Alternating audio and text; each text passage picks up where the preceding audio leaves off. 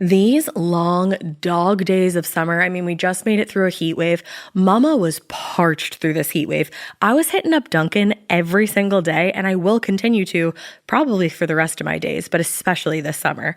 Dunkin' is helping everyone stay cool this summer with its lineup of refreshers.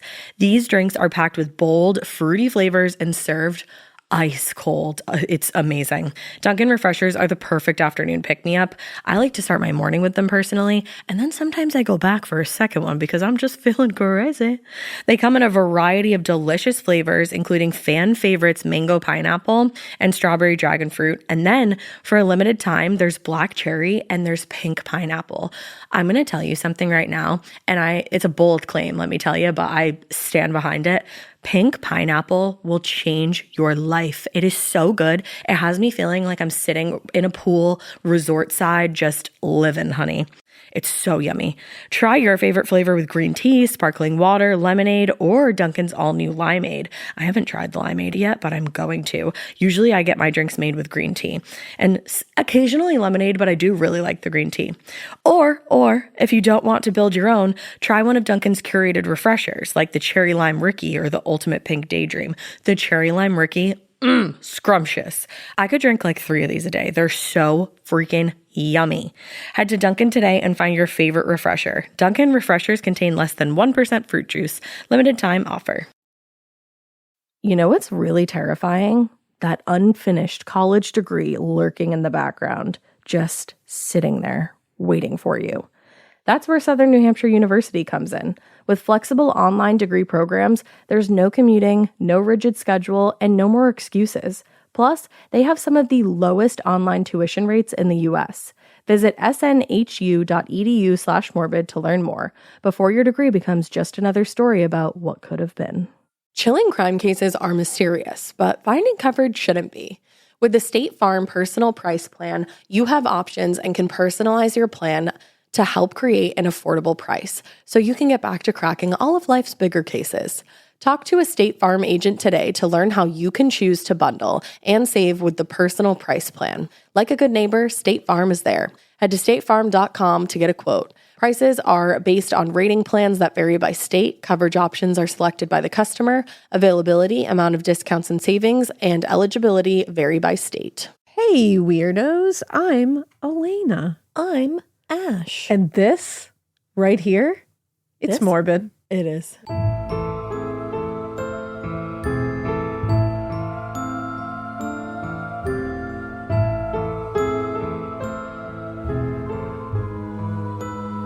It is morbid. Facts. Facts and figures. So I don't know about that. Oh, no. That transported me back to math class, and I started twitching. Oh, man. I'm sorry I made you twitch. Thanks. I apologize. She's literally twitching. I wish you could see. Her eye is twitching. She's just losing it. So we have a spooky episode today, which I'm very excited about because it's we'll get into it. Obviously, Ash is going to tell us the story, but I will. It's the Crescent Hotel in Arkansas. And you got Boston and then Southern. Arkansas. I think I was trying to do both accidentally, or I was trying to do Southern and Boston came up. Boston is who you are. It's just in my soul.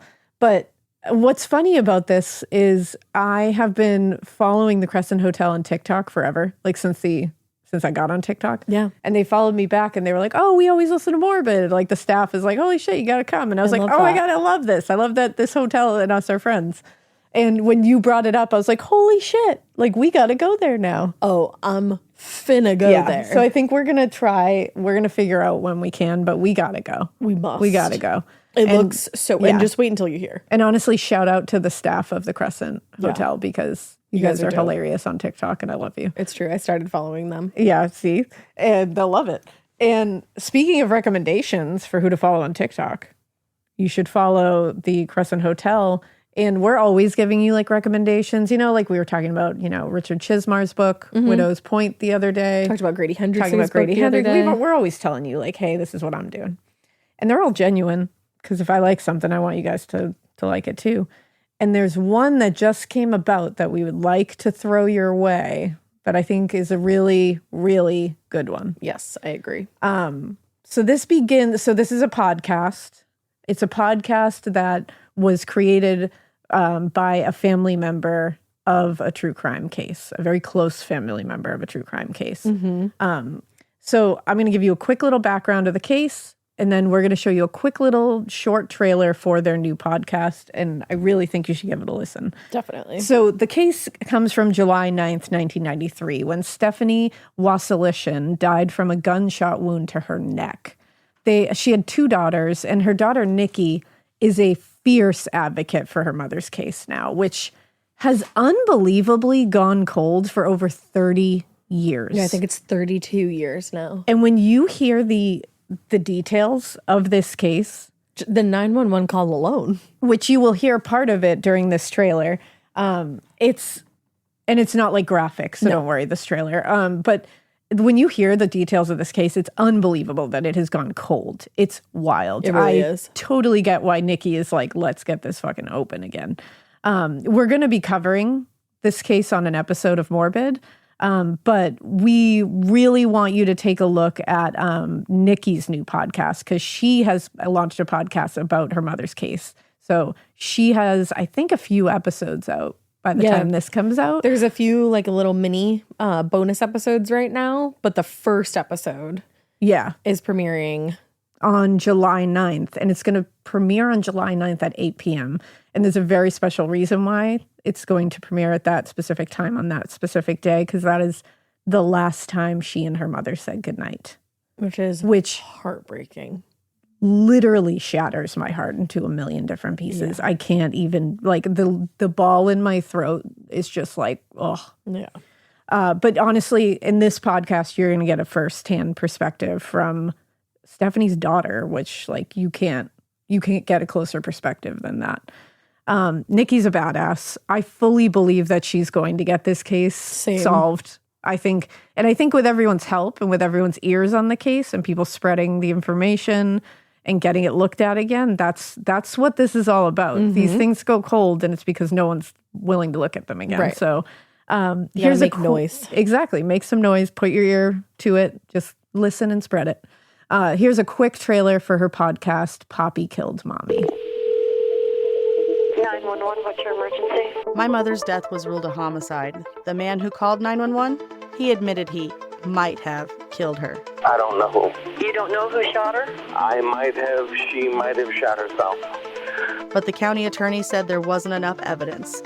No trial, no charges, no justice. I'm Nikki. I'm the daughter of a murdered woman, and I'm done staying quiet. Join me for the launch of Poppy Killed Mommy, a true crime podcast premiering July 9th, because if the system won't fight for her, I will. So yeah, just that, the trailer alone. Chilling. Yeah.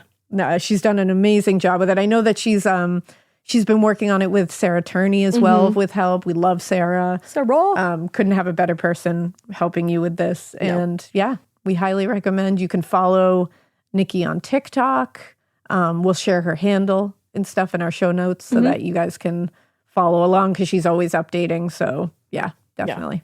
And then look out for our coverage on the case after she does a couple episodes. Yeah. And thank you to Nikki for trusting us with the trailer and to do an episode. Yeah, we appreciate that a lot. And when this goes wide, check out our socials, because we'll share, Nikki's key art, a link to the episode, her episode. So we'll send you that way. Yes. But without further ado, let's talk about the Crescent Hotel, man. Yeah, let's go. This is a crazy ass place. It is. Let me just tell you that. It is, I've said this many, many a time. It is said to be one of America's most haunted hotels. I think it's America's most haunted hotel. I think this one stands on business. Facts. I really do think it does, because I really do think it does, is what I just said. Why does that sound so wrong? I really do think it does. I don't know why that sounded weird. I think it's the do and does, but that's grammatically correct. Say. Yeah. But I noticed it when like through their TikToks. Yeah. That they were like, most haunted hotel in America, and I was like, I'll be the judge of that. And then you said, but then yes. I started seeing things they were talking about, and they were going through the history a little bit and all that good stuff, and talking about and people were coming out with their different experiences. And I was like, I think they're right. The history is bonkers.com. Yeah. I did actually end up getting a lot of information from a documentary that was just released, I want to say last year. It came out 2 years ago, 2023. I'm still in 2024 in my mind. You know, aren't we all? But it's Tales from the Crescent Hotel. It's on Prime. I think I rented it for like $4.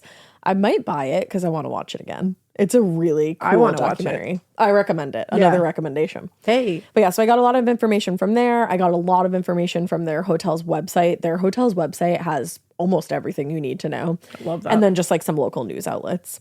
But this hotel is in Eureka Springs, Arkansas, which hundreds and hundreds of years ago was discovered by Native Americans. And in Eureka Springs, there are more than 60 natural occurring springs within the city limits. Damn. Which is just fucking bonkers. Eureka. Yeah. Maybe that's why they named it that. And for all those hundreds of years, people believed that these springs had healing properties. Like the water, if you drank it, if you put it on a wound, if you sniffed it, you'd be healed. Stand next to it. Good things would happen. Hell yeah. So word started spreading once English settlers started coming over here, and soon everybody was trying to get out to Eureka to be near these springs, get a drink of them, the whole nine. Now, Powell Clayton, one of the earliest governors, I think the 9th governor of Arkansas, obviously he knew all the legends because he was living out there. Hell yeah. And he knew about the springs, their healing properties. So he and his associates formed the Eureka Improvement Company, and they really decided they were going to start building up the town. They had railroads built to bring more people in and really got the downtown area together. They built up different shops, really nice buildings. He was hoping, especially that wealthy people. Wealthy people. He was hoping that. He was hoping especially wealthy people would see all the work going into the area. Obviously, he knew that they had extra money to spend. And that's kind of where he got the idea to get a wellness retreat up and running. Wellness retreats were kind of like just starting to become a bigger thing. The cool hip thing. Yeah. And obviously wealthy elite people were all about them. So he was like, okay, well, that's the perfect place for them to spend their money. Yeah. So his idea was put into motion, and the hotel started being built in 1884. Architect Isaac S. Taylor built the hotel in a Romanesque revival style, which I think you would love. Oh, yeah. I started kind of looking into the characteristics of that, and I said, Alaina. I was like, can I live in that? Yeah, picture like lots of, just like for you guys, Alaina's already picturing it. Yeah. Lots of round arches, brick and stone, towers, and then I saw this. Asymmetrical designs. Oh, that's your middle name. Let's go. Whenever I try to make anything symmetrical in this room, she's like, no, asymmetrical. Doesn't need to be balanced. I don't like always balancing. But the building sits on top of Crescent Mountain, and it really like towers over the area, which makes it somehow look even more majestic. Yeah. From all the angles and everything. And of course leads to beautiful views from essentially every room on the property. Which is pretty badass. It is badass. It was and still is to this day stunning. By the time the hotel was complete in 1886, it cost, in today's money, $10 million. Damn. But because it cost that much, it offered some of the finest luxuries at that time.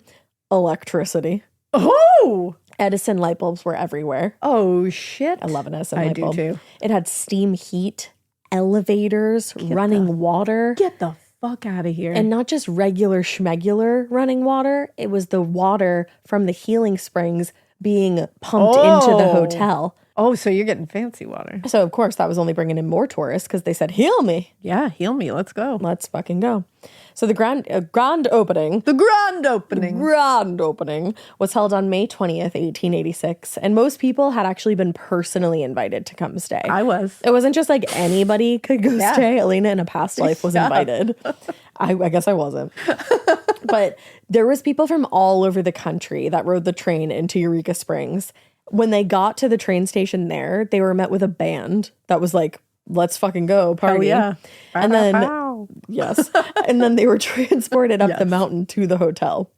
The Daily Times Echo reported that day, with the opening of the grandiose Crescent Hotel, Eureka Springs enters a new and exciting era. Notables from afar are arriving in our fair city, and soon many others will follow. The Crescent Springs, built by Eureka Springs Improvement Company and the Frisco Railroad, is America's most luxurious resort hotel. Featuring large, airy rooms and comfortably furnished, the Crescent offers the visiting vacationer an opulence unmatched in convenience and service. They Holy continued, shit. Tonight's opening ball will find in attendance many leaders in business and society. Including me. including No, Alaina. that sounds badass. Sounds opulent as fuck. That sounds so opulent. I love the word opulent. That's not only does it like bring forth images that are very pleasant. It has a great to my brain mouthfeel. Great mouthfeel. Opulent. Opulent. It's that like op, and then ulent. At the end. I really like it. I'm obsessed with it. I really like it. This place kind of looks like the Stanley. It does sort of look like it's the got Stanley. those vibes to it. I've been to the Stanley. Look at you. It's fucking freaky. Yeah. But there was a big welcome party in the Grand Ballroom, which now is the Crystal Dining Room. And the governor himself interviewed a lot of notable guest speakers who were like political people at the time. Things went beautifully for years and years. But by 1908, they were having some money problems. It's a big place. It had a lot of accommodations that it was offering. So obviously it cost a lot to run. And people weren't coming out as often. And especially the winter months were pretty dead. That makes sense. So to bring in some extra money and keep things up and running, it was decided that during the winter months, the hotel would be run as a women's college, like during that off season. And then in the summer months, it would go back to being open to the public. So they invited the Crescent College and Conservatory for young ladies to stay there. Ooh.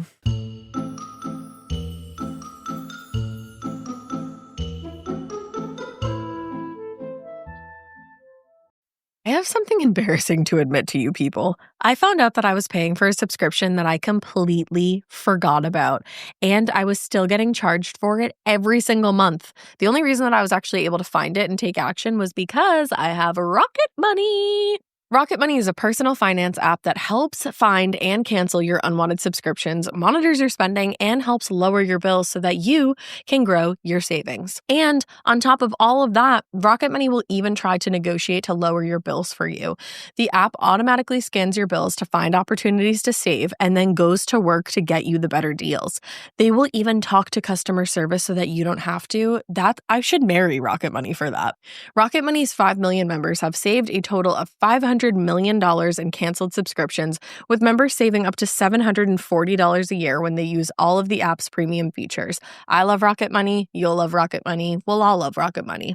Cancel your unwanted subscriptions and reach your financial goals faster with Rocket Money. Go to rocketmoney.com/morbid today. That's rocketmoney.com/morbid, rocketmoney.com/morbid. This is an ad by BetterHelp. Workplace stress is now one of the top causes of declining mental health, with 61% of the global workforce experiencing higher than normal levels of stress. To battle stress, most of us can't just wave goodbye to work, obviously, but we can start with, small steps and focus on wellness. Sitting in the sun daily has been really good for me.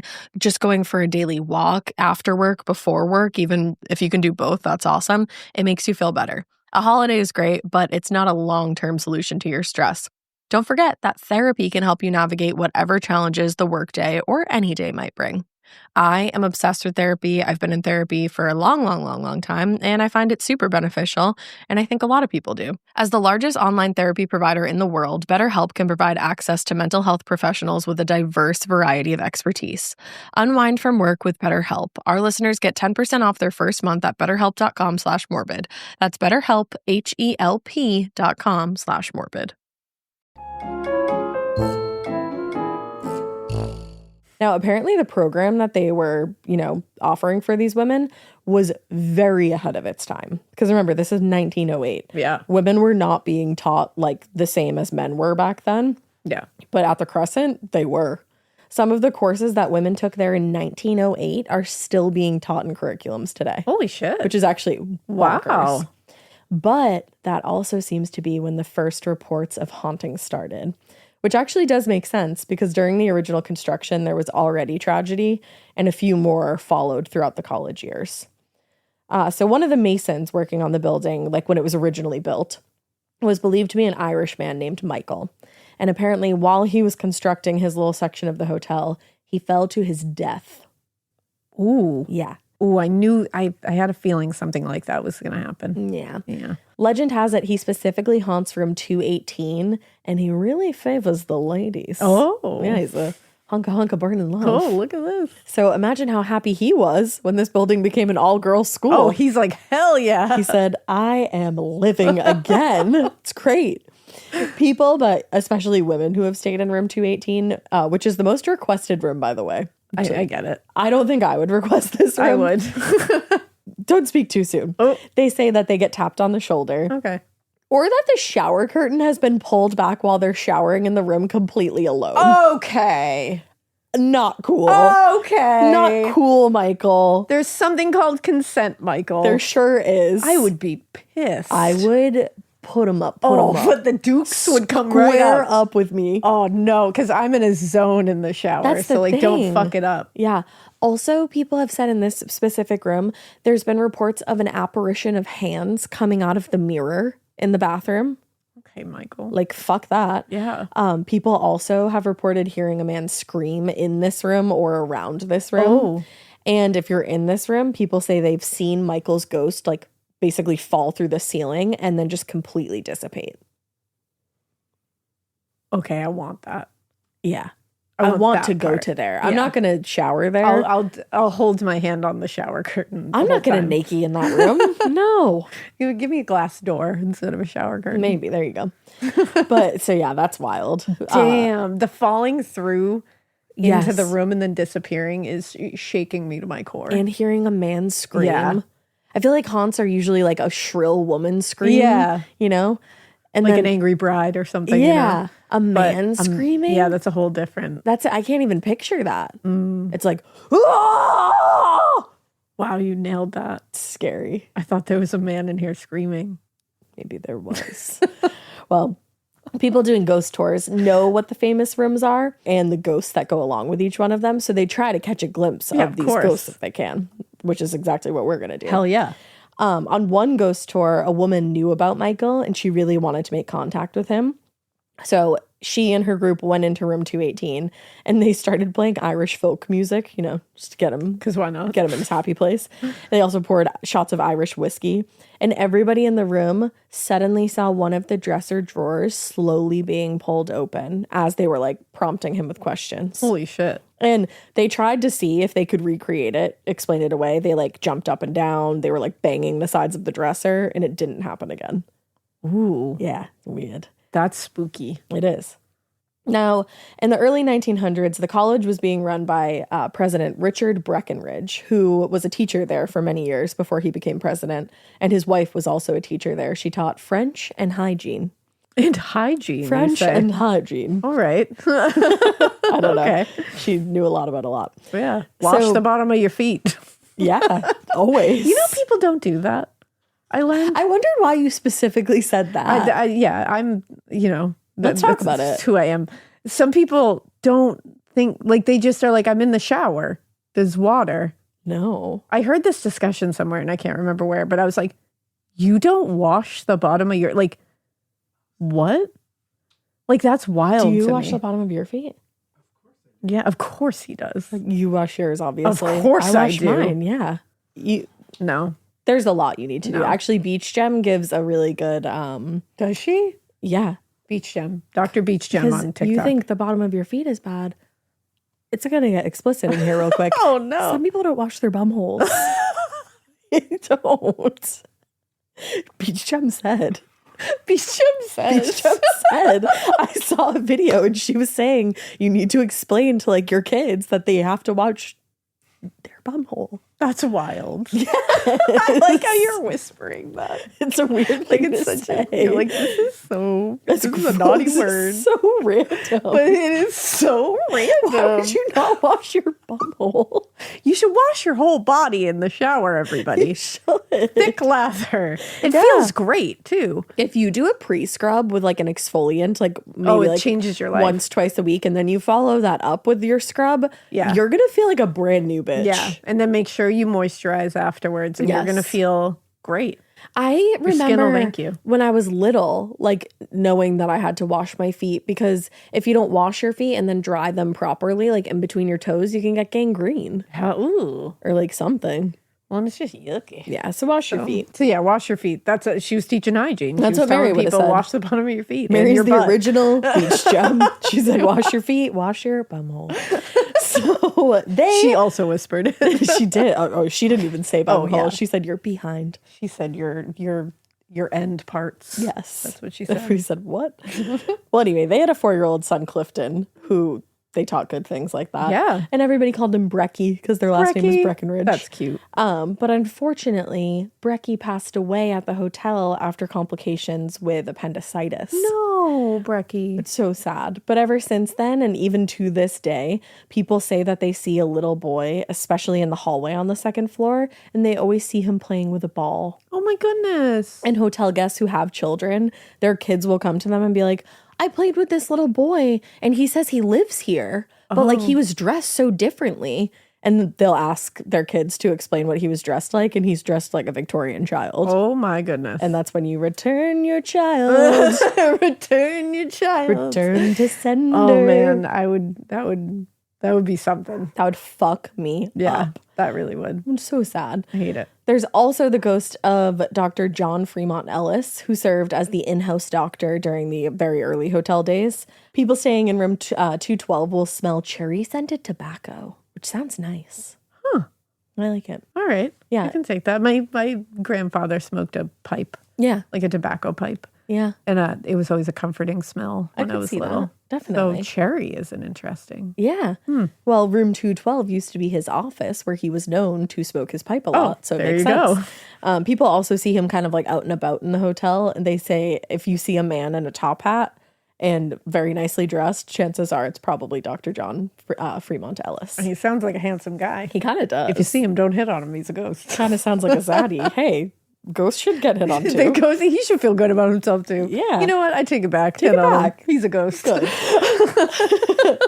So it's very likely, obviously, even with just those few spirits, that the girls at Crescent Conservatory had experiences of their own. One of the hotel workers who was featured in the documentary, she actually said that girls would send postcards to their family asking their family to send their Ouija boards to school so I'm that they obsessed. could try to figure out like who they had seen or who they were talking to. Hell yeah, girls. Yeah. And Well, that's get like down. back in the early 1900s. Yeah. That's just girls being girls. Yeah. You know? And again, like I already said it at the top, but definitely go watch the documentary because they feature a ton of photos throughout from back then. Like there's tons of photos of when it was a women's college and like just the old timey girls. Yeah. It's like crazy. I love that. It's so cool. Oh, I can't. We're going here. Yeah, we're going. Yeah. I never thought I would go to Arkansas. I know. I for never any really had a reason. reason to go to Arkansas, I don't think. But apparently Eureka Springs is cool as fuck. Yeah, let's go. Their town motto is like where misfits go to fit. Oh, I love it. Yeah. Eureka Springs. Or like where even misfits fit. It's something like that. Oh, see, this makes sense. I love it. This way, because the staff of that hotel sounds like a bunch of fucking awesome Peeps. and yeah, I was trying to think of a Peeps and Peeps. specters. Peeps and- spectrals. peeps and ghouls. Ghouls. There you go. Yeah. Well, unfortunately, sorry to bring this down a notch. Oh. By 1934, pretty well into the Great Depression, people obviously didn't have a ton of money to spend, and they definitely weren't sending their daughters to college anymore. No. A woman educated. Please. We don't have the money for that. No. So the college closed down, and the Crescent kind of stayed in limbo for the next 3 years. But in 1938, a very wealthy man with a very checkered past decided that he was going to buy the hotel and turn it into a hospital specifically for cancer patients who he said he could cure without surgery, radium, or x-ray, which were all what cancer was treated with at the time. Yeah, and as we know in 2025, he didn't. No. So this is probably not going to end well. But he said he could cure cancer with the power of a determined mind and something called Formula 5. He would have been an excellent grifter on social media. Yeah, he essentially was the OG grifter. Yeah. The Yeah. AUG, if you will. Yeah. But more on Formula 5 and all that in a minute. Yeah. Let's get into who this guy was and where the fuck he came from. Who the fuck is this guy? This guy is Norman Baker. He was born in Muscatine, Iowa, but by all accounts, he was a really smart kid. He had really big aspirations from the time he was little. Even from the time he was really young, he had a great mind for engineering, which made sense because his father was an inventor, actually. I guess his father had something like 126 patents throughout his lifetime for just different inventions. Damn. Yeah. And his father also owned a machine shop. So Norman would go in and learn about all the different machines, how they worked, all the ins and outs. And the older he got, he would go into factories to show them how to improve their production.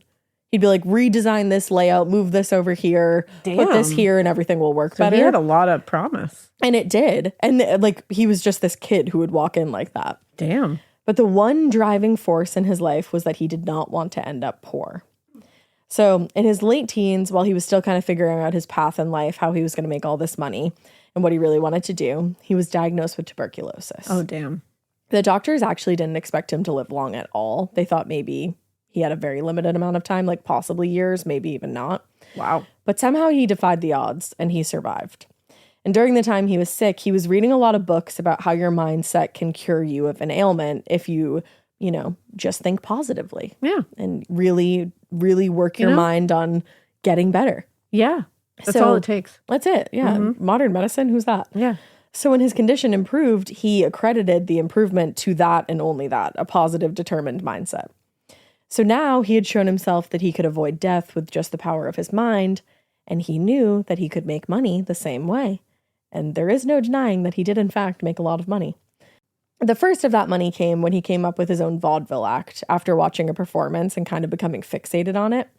He learned how to hypnotize people and do all kinds of different magic tricks. And he actually spent the next 10 years doing that with a troupe of people who banded together and just went around the country doing this vaudeville act. No matter who the performer was, he always had a woman who was like a quote unquote mind reader. And she always went by the name Pearl Tangley. Pearl Tangley? Pearl Tangley. Okay. And he himself went with the name Charles Welch.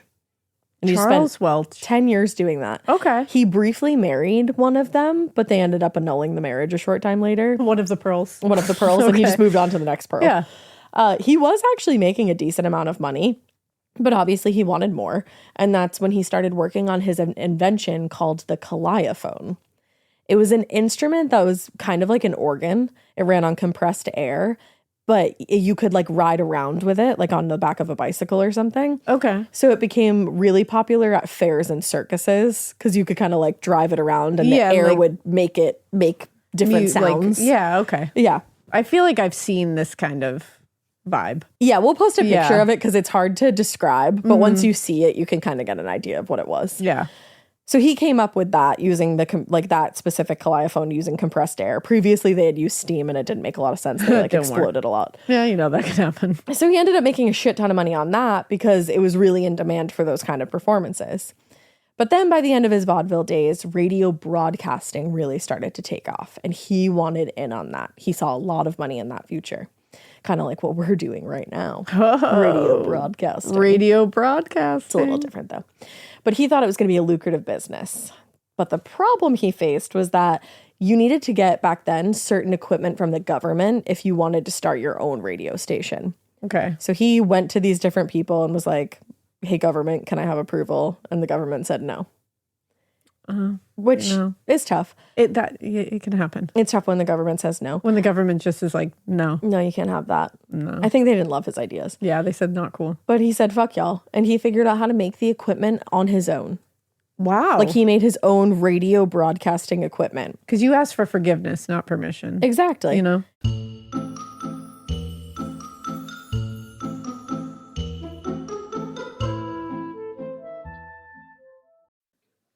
This part of the show is brought to you by Anua, the Korean skincare brand known for scientific, gentle, yet effective formulations. The latest from Anua is the Retinol Collagen Gua Sha Cream, a firming cream with a gua sha-shaped tip built right in. Have you guys heard of gua sha? It's that viral massage tool that moves fluid and tension out of your face. Less puffiness, a snatched jawline, honey, more definition in your face. Retinol firms and reduces fine lines, and collagen keeps your skin plump and structured. This cream has both of those things, arguably the most optimal combo for that snatched, lifted look all in one step. I am obsessed with the Gua Sha cream. First of all, it feels so cool to the touch. When you put that on your face, it's just like, this is lovely. It's like a little spa treatment that you can give yourself. I like to do mine at night after I get out of the shower. I rub the cream on my face with the little gua sha. I'm sculpting that jawline, honey. I got it on the cheekbones. And actually, I had a facial the other day, and the lady doing my facial, the professional, she said, do you use a gua sha at home? And I said, I do. And I said, how did you know that? And she said, I didn't have those little like bumps in my chin or like different areas like that. So she could tell that I was using the gua sha. And I said, Oh my God. I just feel like I wake up less puffy in the morning when I do it the night before. But you can do it whenever you want to. I, 10 out of 10, recommend this product. The Anua Gua Sha Cream Value Set is available at anua.com, already discounted. Use code MORBID for an extra 10% off. That's ANUA.com, code MORBID. Chilling crime cases are mysterious, but finding coverage shouldn't be. With the State Farm Personal Price Plan, you have options and can personalize your plan to help create an affordable price so you can get back to cracking all of life's bigger cases. Talk to a State Farm agent today to learn how you can choose to bundle and save with the Personal Price Plan. Like a good neighbor, State Farm is there. Head to statefarm.com to get a quote. Prices are based on rating plans that vary by state. Coverage options are selected by the customer. Availability, amount of discounts and savings, and eligibility vary by state. What does feeling safe at home really mean to you? For a long time, I thought it was good enough just to have, good locks and maybe an alarm that would work. Make a lot of noise if somebody actually broke in, something like that. But after people close to me were broken into, I realized that true security takes more. It takes a system that works to prevent that break-in, that violation of your space from happening even in the first place. And that is why I trust Simply Safe to protect my home and my family. It's about security that is proactive, not just reactive. I'm obsessed with Simply Safe. I've been a customer for years at this point. And I just love knowing that when I'm at home and maybe I hear something weird, I can check in on my cameras. I have a panic button. And I love that when I'm away from home, I can open up that app, check in on everything, no matter how many miles away that I am from my home. Over 4 million Americans trust Simply Safe. It was ranked #1 in customer service by Newsweek and USA Today. And guys, monitoring plans start at around $1 per day. There's a 60-day money-back guarantee. You're going to be in love with Simply Safe, just like I am. Visit simplysafe.com/morbid to claim 50% off a new system with a professional monitoring plan and get your first month free. That's simplysafe.com/morbid. There's no safe like Simply Safe. This episode is brought to you by SoFi, the all-in-one finance app where you can bank, borrow, and invest all in one place. Let's talk about bank accounts for a second. The average bank savings rate is 0.39% in interest. You're earning pennies on your savings, and it doesn't have to be that way. But with SoFi's high-yield checkings and savings, the money barely making moves sitting in your savings account can earn over 8 times the national average savings rate with eligible direct deposit. No account or overdraft fees. We love transparency. You can get your paycheck up to 2 days early, plus get up to a $300 welcome bonus when you sign up with eligible direct deposit. Sign up for SoFi checking and savings at SoFi.com/morbid. SoFi checking and savings is offered through SoFi Bank, N.A., member FDIC. Terms apply. Getting scared is one thing. Getting a thrill is, well, you want more of those in your life. The Genesis GV70 is built to thrill, baby. A thrilling yet elegant design always makes driving the GV70 an exciting adventure. Its powerful athletic stance screams performance and turns heads. Everybody's looking at you, girl, or boy, or whoever. Command the road and experience a class-leading standard 300 horsepower. Oh my God. Plus, discover the different dynamic drive modes for all different terrains. Choose between the different terrain modes for whatever road conditions you may encounter. The Genesis GV70's award-winning technology and performance lets you drive with comfort and drive with confidence all at the same time. It's an exciting SUV with intuitive tech that can make your ride smooth even when the road isn't. And its blind spot cameras allow you to see what's next to you. It's like having eyes on the side of your head. That's pretty iconic. Its performance, by the way, is measured not only in power, but in how it makes you feel confident, sexy. The Genesis GV70. Learn more at genesis.com and feel the GV70.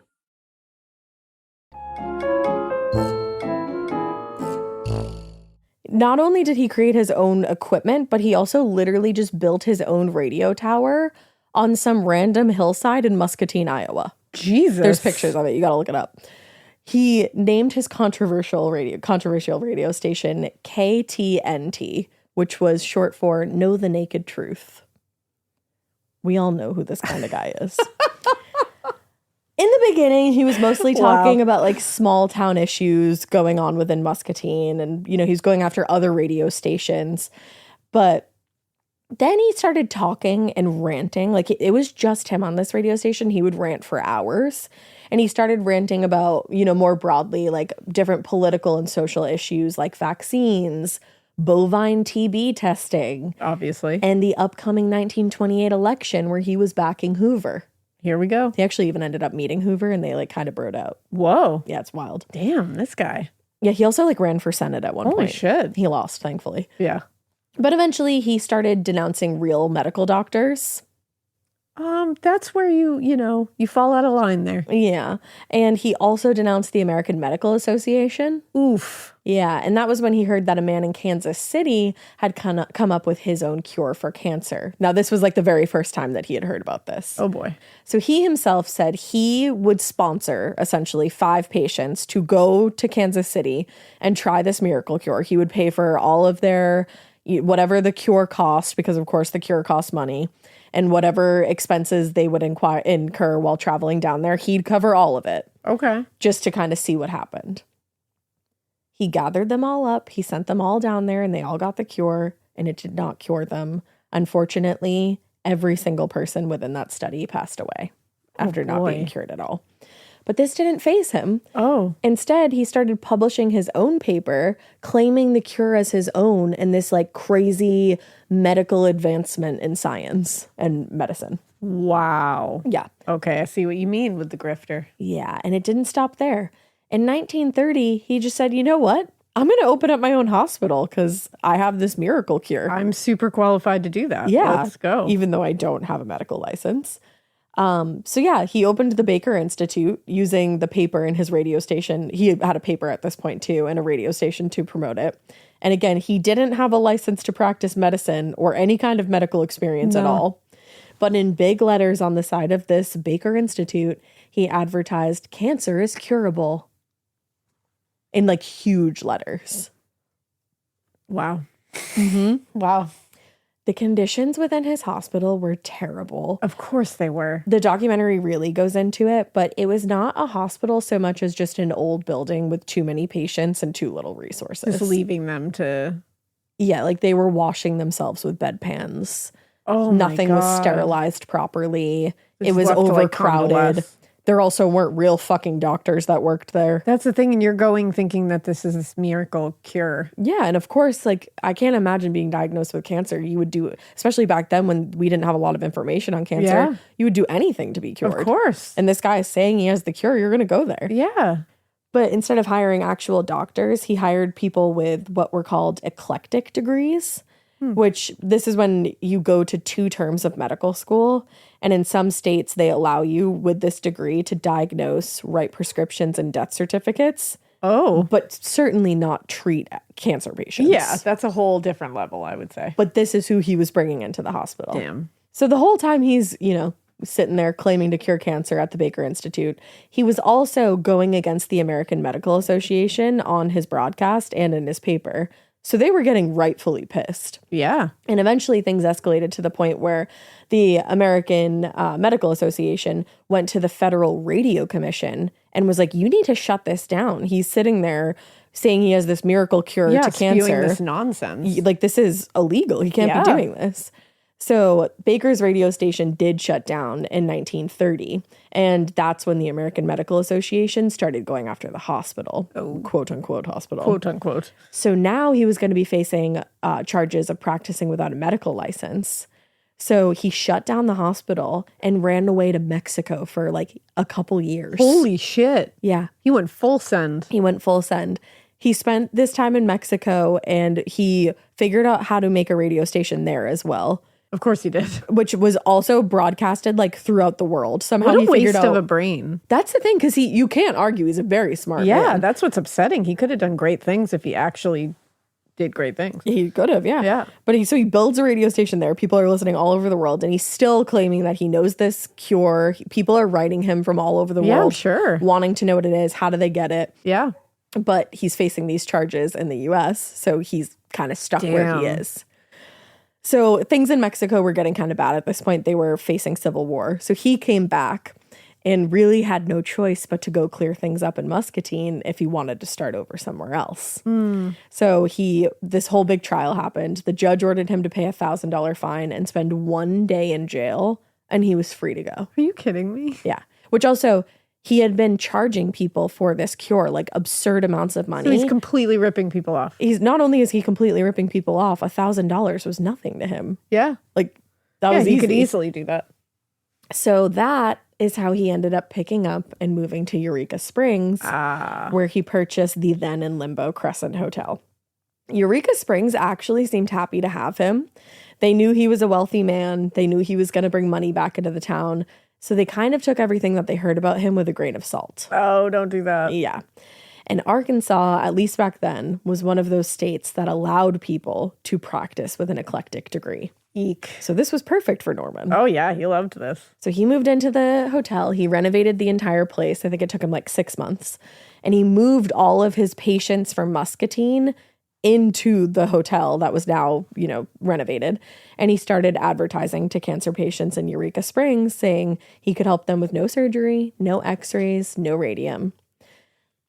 Now, instead, like I mentioned earlier, he had this miracle cure that he called Formula 5. Yes. So this Formula 5 was a mixture of glycerin, watermelon seeds, corn silk, carbolic acid, and spring water now from the local springs.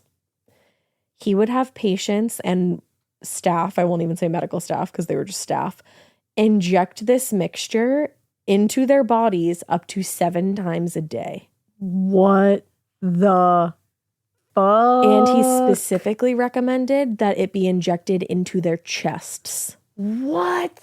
He also, there was no balance, like there was no certain amount of carbolic acid or watermelon seeds. Everything varied from tincture to tincture. Whatever your vibe was that day? And carbolic acid is incredibly dangerous. Oh my God, it's insane. Yeah. It's Holy wild that he was doing, shit. and having them injected into their chests. And up to 7 times a day? Up to 7 times a day. And then on Holy top of that, shit. because there weren't any actual medical doctors working here, and because he didn't really believe in prescription pain medication, there was no pain medication. So these people are going through cancer. Like, you see photos of some of these people with like I'm sure. massive growths on their body who should be being treated in an actual medical facility. And they believe that they are, but they're not at all. They're just injecting whatever this is. Poison basically poison into their system. Holy shit. And other than quote unquote Formula 5, patients were given a list of mental exercises to go through to keep their mind fighting. Yeah, because that's the important Yeah. Because you just have to be positive. Yeah, So that's it. Needless to say, a lot of people died under his quote unquote care. At least 42 people were picked up by the mortuary, but there were countless more whose deaths went undocumented. Holy shit. Yeah. And That's dark. He really didn't keep any medical records. Of course he didn't. Any that he did were destroyed in a fire. Oh, convenient. Yeah, small fire. Yeah. And there were also people that he said were cured who just got sent home, but obviously were not cured. Yeah. And there was also people, like, they would come in and think they had cancer. There were people who didn't even have an actual cancer diagnosis that he would diagnose with cancer and then treat. Start injecting them with this shit? Yeah. Holy. Yeah. So when people... He's diabolical. He is diabolical. When people died at the hotel, or at this time the hospital, they were taken down to the basement where there used to be a kitchen, and he turned it into a morgue and used the walk-in freezer to store the dead bodies of these people. Wow. So now when people go on ghost tours of that specific area, because the morgue is still like sort of intact, like you can go down there. That's awesome. It's wild. They will feel everything from lightheadedness, a tightness in their chest, to feelings of just like fear and dread. Yeah. People see crazy shit in this area. People staying overnight usually hear the sounds of wheels squeaking around midnight or later, they say, gurneys. And that's because this was usually when bodies were taken down to the morgue. It makes sense. He was trying to hide it. He was trying to hide it, So exactly. he was like sneaking them past. So people will wake up in the night and hear wheels squeaking past their room, and it's the sound of gurneys. Dead bodies being carried down to the morgue. And people have even claimed to see a nurse wheeling a gurney down a hall. Holy shit. And think like, oh no, like a medical emergency It's happened. very like Silent Hill. And then they'll ask, and someone will be like, oh no, like there was no medical emergency, No. luckily, but you saw a ghost. Like you saw an early 1900s nurse Yeah. wheeling a gurney down the wall. Isn't that nuts? That's so scary. So he did a lot of damage. Yeah. But he only ended up running the Crescent Hotel as his hospital for about 6 months before the mayor at the time got fed up with what was going on. For him, man. And he basically set up a takedown. He's like, fuck this guy. Norman kind of started going into like different political circles. Yeah, it sounds like it. Because again, like even back when he was in Muscatine, he wanted to run for like Senate and all this stuff. He stepped on the toes of the mayor and was basically being like, oh, you don't need the mayor, you have me. Like he said that. Damn. He also at one point said the town wasn't big enough for both of them. So he's Oh like my God. pissing off the wrong people. Yeah. So Claude Fuller, the mayor of Eureka Springs in 1930, he had a brother who worked at the post office. And basically they found out and sort of set up Norman. He was writing all these letters to prospective quote unquote patients or really clients, promising to cure their ailments for a fee. So they were able to get him on mail fraud. Oh, Because shit. you can't like send out all these letters promising to Yeah. cure someone's cancer for a price. I love when they can get somebody on that smaller charge just to get them in. Yeah. Yeah. Technically, I don't think they'd probably be able to get him on this Yeah. now because they set up a kind of scheme, but it worked out. But then. it worked then.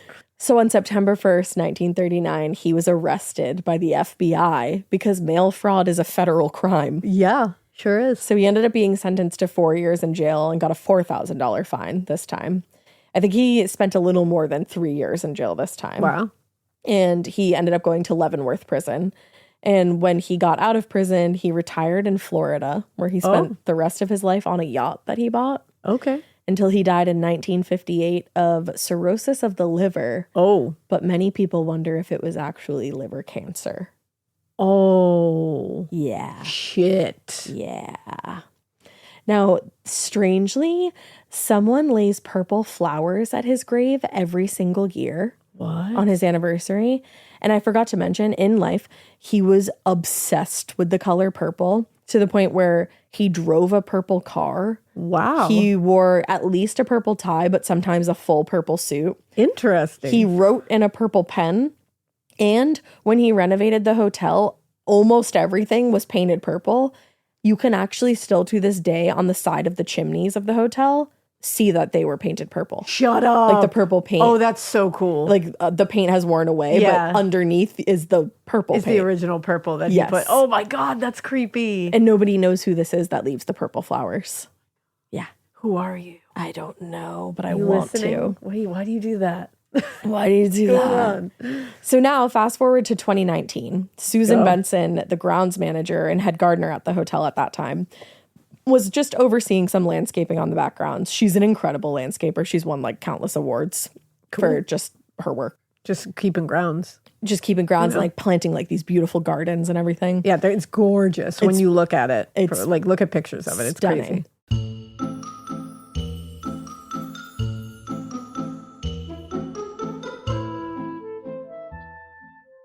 This episode is brought to you by SoFi, the all-in-one finance app where you can bank, borrow, and invest all in one place. Let's talk about bank accounts for a second. The average bank savings rate is 0.39% in interest. You're earning pennies on your savings, and it doesn't have to be that way. But with SoFi's high-yield checkings and savings, the money barely making moves sitting in your savings account can earn over 8 times the national average savings rate with eligible direct deposit. No account or overdraft fees. We love transparency. You can get your paycheck up to 2 days early, plus get up to a $300 welcome bonus when you sign up with eligible direct deposit. Sign up for SoFi checking and savings at SoFi.com/morbid. SoFi checking and savings is offered through SoFi Bank, N.A., member FDIC. Terms apply. Getting scared is one thing. Getting a thrill is, well, you want more of those in your life. The Genesis GV70 is built to thrill, baby. A thrilling yet elegant design always makes driving the GV70 an exciting adventure. Its powerful athletic stance screams performance and turns heads. Everybody's looking at you, girl, or boy, or whoever. Command the road and experience a class-leading standard 300 horsepower, oh my God, Plus, discover the different dynamic drive modes for all different terrains. Choose between the different terrain modes for whatever road conditions you may encounter. The Genesis GV70's award-winning technology and performance lets you drive with comfort and drive with confidence all at the same time. It's an exciting SUV with intuitive tech that can make your ride smooth even when the road isn't. And its blind spot cameras allow you to see what's next to you. It's like having eyes on the side of your head. That's pretty iconic. Its performance, by the way, is measured not only in power, but in how it makes you feel confident, sexy. The Genesis GV70. Learn more at genesis.com and feel the GV70.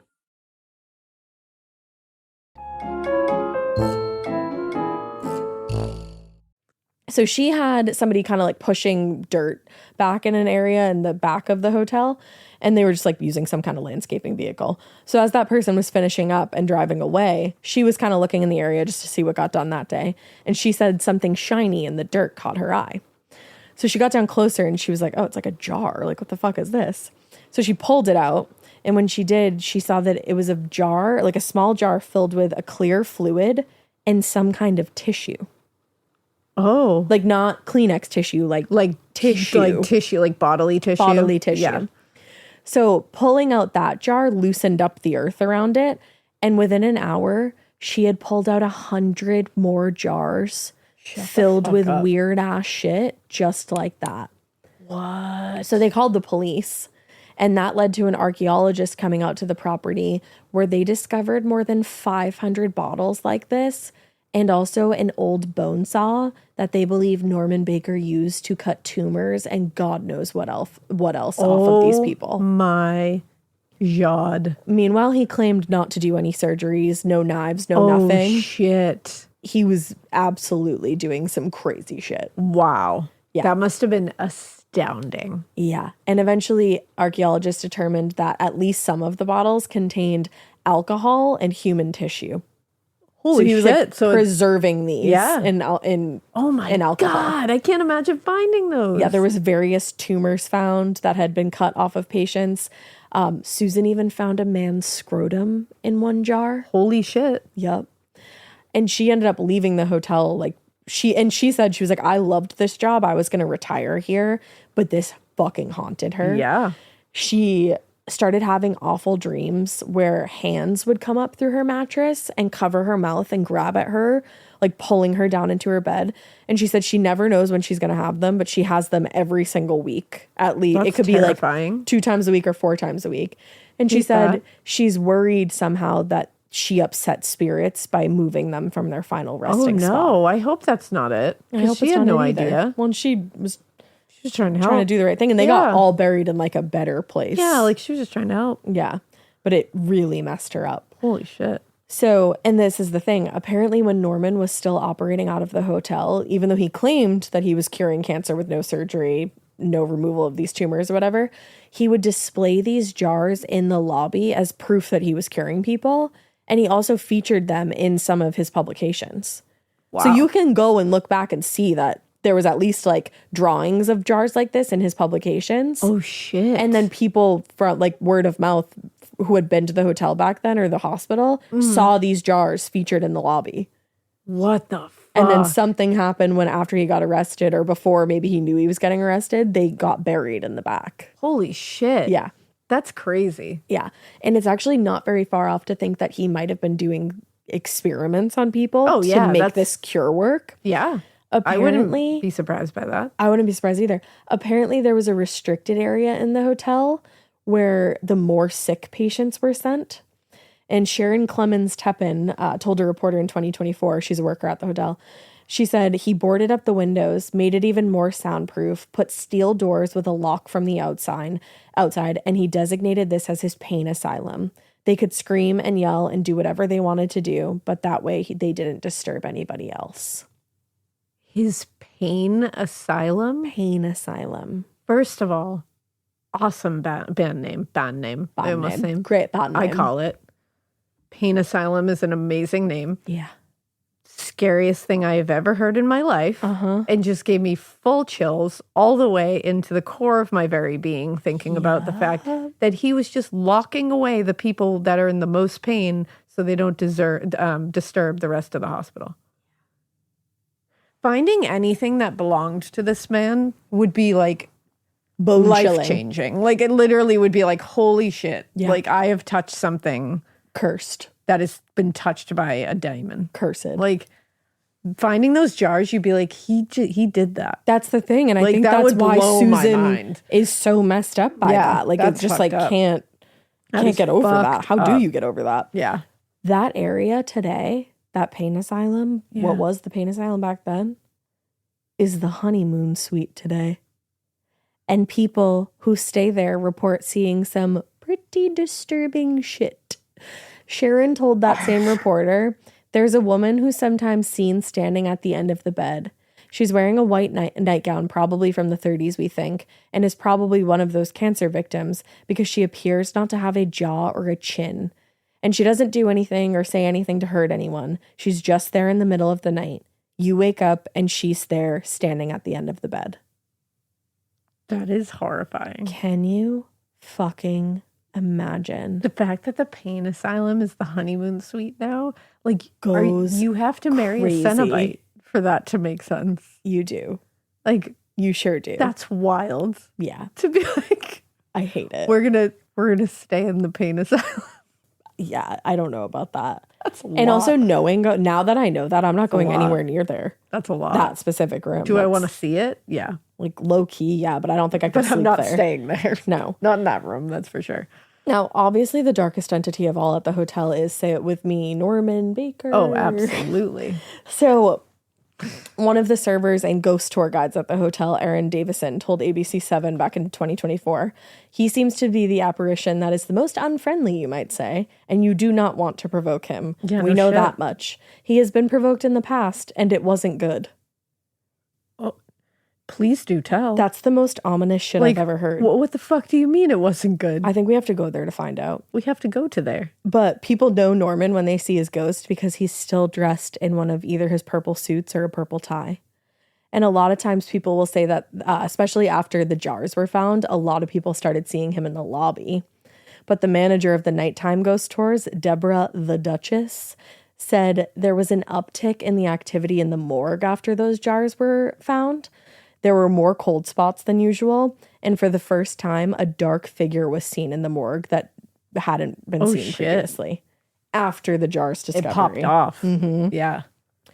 One of the nicer and I would say more helpful ghosts, though, is Theodora. Oh, yeah. And she usually stays in room 419.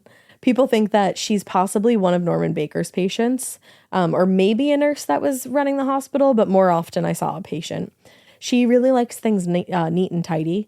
If you leave anything scattered around your room, you're going to come back to have everything neatly folded in one spot. Okay, I like that. One couple was arguing in that room and they were like unpacking as they did it and just kind of left shit everywhere. And they came back to their suitcases packed, standing by the door. So they stayed in a different room because they were like, I think we upset that spirit. She's like, you know what? Don't argue in my You're room. fucking up my vibe. Yeah. So why don't you guys go figure this out in a different room? Yeah, she said, get out of here. we don't argue in here. No, we don't. Well, good for her. There's also been people who stayed overnight in the room, and they will go to sleep with scattered change on the dresser, and then they wake up to find it neatly stacked and organized. Ooh, A lot of I people would have do said that. I Yeah. would do that. And people see her outside of room 419, and it looks like she's fumbling with a set of keys.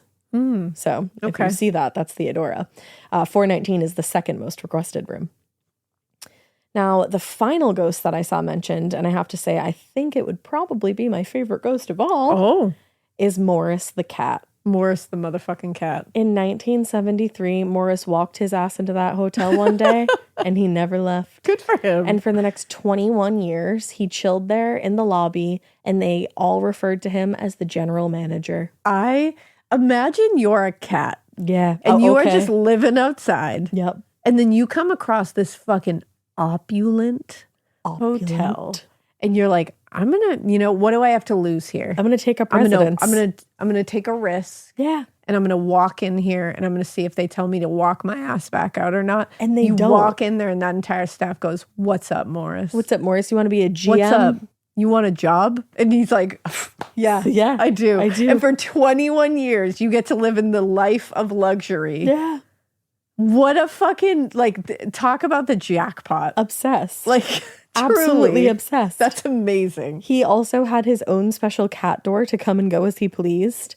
And when he passed away in 1994, Damn. more than 300 people attended Morris's funeral. Yeah. He is buried on the property on the East Lawn. You can go visit him. Oh, and leave stuff for him. You can. And there's a photo of him in the lobby with a poem that says, "In memory of Morris, the resident cat at the Crescent Hotel. He filled his position exceedingly well. The general manager title he wore was printed right there on his own office door. He acted as a greeter and sometimes as guide. Whatever his duties, he did them with pride. Wow. He chose his own hours and set his own pace. The guests were impressed with his manners and grace. Upstairs and down, he kept everything nice. They might have had ghosts, but they never had mice." Iconic. I'm obsessed with this hotel and the people that run it. Yeah, to be I know, quite they're honest. great. Like, this is amazing. They're great. And people on tour say they have felt a cat brush up against their leg, but look down and there's been nothing there. Oh, I love it. Yeah. And now the Crescent Hotel usually has one or more resident cats. They've had tons of cats live with them and stay throughout the years. And they're all mentioned on their site. I think I mentioned all the ghosts, but to give a few more experiences or happenings before we go, the night manager, Stephen Carey, told a reporter that he gets calls from rooms with no one in them. Oh. He said, "I send my security in. They check and make sure there's no one in there, of course. And then I'll send my bellman up to replace the phone. And then within an hour later, I'll get a call from that same room that there's no one in." Oh. Scary. That's scary. Another woman who stays at the hotel all the time, she was actually featured in the documentary. Her name's Dana.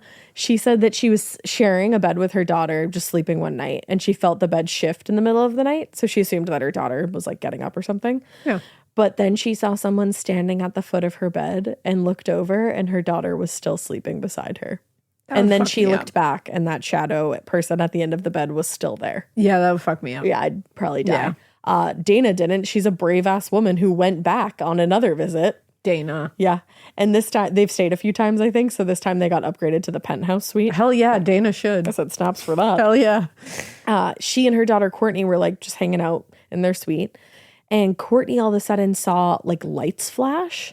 And then both of them heard footsteps coming down the stairs. And she said they were like with a big group of people, and one of the people had a bottle of Tylenol with them. They heard the footsteps stop and a pill bottle shake, almost like somebody was like, "What is this?" What? And then they felt a sudden shift in temperature. It got freezing. So they were like both terrified, but they went around and took a bunch of photos. In Courtney's photo, in at least one of them, there are dozens and dozens of orbs. I was showing it to you. You showed me that. That was a crazy one. It's nuts. It's in the documentary, so go watch it.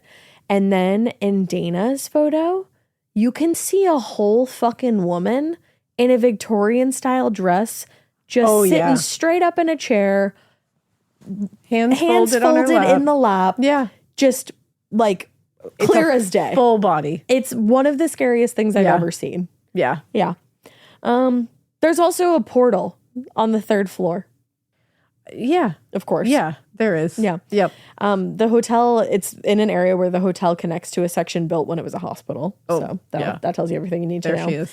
And a lot of people on tours will faint in this area. Oh. Some have like completely passed out for a minute. Oh. And people get super pale and feel drained or like panicked in that area. Oh, I hate that feeling. Even before they know what that Like specific what? area is. Wow. Yeah. And Energy, man. The energy can hit you like a ton of bricks. It can. It's happened to us. I got mostly everything that I saw, but I'm sure there's more. Go check out that documentary. Yeah. Go to their website. In 2005, Ghost Hunters aired their investigation. Oh, I love ghost hunters. And they called the Crescent Hotel the holy grail of ghost hunting. Holy shit. Yeah. I mean, that should tell you. Yeah. And after that, they got like a whole influx of people who go now. Now more than 35,000 people go there a year to ghost hunt. Damn. And stay. Yeah. Holy shit. Go Crescent. So if you want to book a stay, you can head over to crescent-hotel.com/stay, or you can give a call to 855-725-5720. And tell them Morbid sent you. No, literally tell them Morbid sent Literally you. tell them. I'm trying to get in that penthouse. I know, right? I want to go so badly. We have to go. I'm so excited. We gotta go. We gotta make this a trip now. We do. We gotta meet these people. We gotta see this hotel. We gotta meet these ghosts. We're going to figure it out. Yeah, we're gonna do it. Norman Baker's such a dick. Yeah, what a dick. Yeah. Truly. Yeah. Fuck you. Imagine Norman. just being like, oh, I can cure cancer with watermelon seeds and carbolic acid. That I put into your chest. Like, are you okay? With a syringe. Yeah. Like, what the fuck? I think I said carbolic. It's not that. Carbolic. I was right. Yeah. Yeah. Yeah, you said it right. Yeah, I said it right. You had me second guess. Let me not second Look guess at that. myself. Don't second guess yourself. No. You were right. I was right. Norman was wrong. Norman was wrong. And with that, we leave you. Yeah. And we hope you keep listening. We hope you Keep it weird. But not so weird that you claim to have a cure for cancer that is like 5 ingredients and that you're telling people to inject in their chest, because that's just super fucked up. But do keep it so weird that you're a cool ass ghost cat named Morris. And that you go listen to Nikki's new podcast, Poppy Killed Mommy. Go listen to Poppy Killed Mommy and go book a stay at the Crescent Hotel and tell them Morbid sent ya. Hell yeah. Goodbye. None of this was an ad. It was really not an ad at all. It wasn't. None.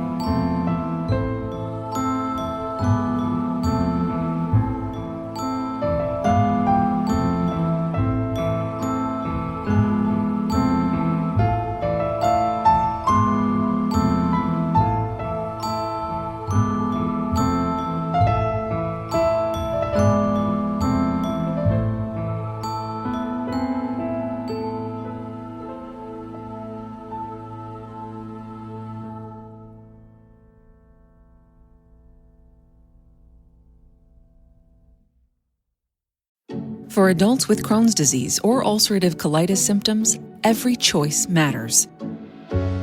Tremfya offers self-injection or intravenous infusion from the start. Tremfya is administered as injections under the skin or infusions through a vein every 4 weeks, followed by injections under the skin every 4 or 8 weeks. If your doctor decides that you can self-inject Tremfya, proper training is required. Tremfya is a prescription medicine used to treat adults with moderately to severely active Crohn's disease and adults with moderately to severely active ulcerative colitis. Serious allergic reactions, increased risk of infections or lower ability to fight them, and liver problems may occur. Before treatment, get checked for infections and tuberculosis. Tell your doctor if you have an infection, flu-like symptoms, or need a vaccine. Explore what's possible. Ask your doctor about Tremfya today. Call 1-800-526-7736 to learn more or visit tremfyaradio.com. Talk about regrets. We all know someone who's been in a car accident and said, I don't need to call a lawyer, only to regret it after their pain and damages were worse than expected. When someone hurts you, you deserve to be compensated fairly. Morgan & Morgan is America's largest injury law firm, fighting for the people for over 35 years. Injured? Visit forthepeople.com/podcast. That's forthepeople.com/podcast. Their fee is free unless they win.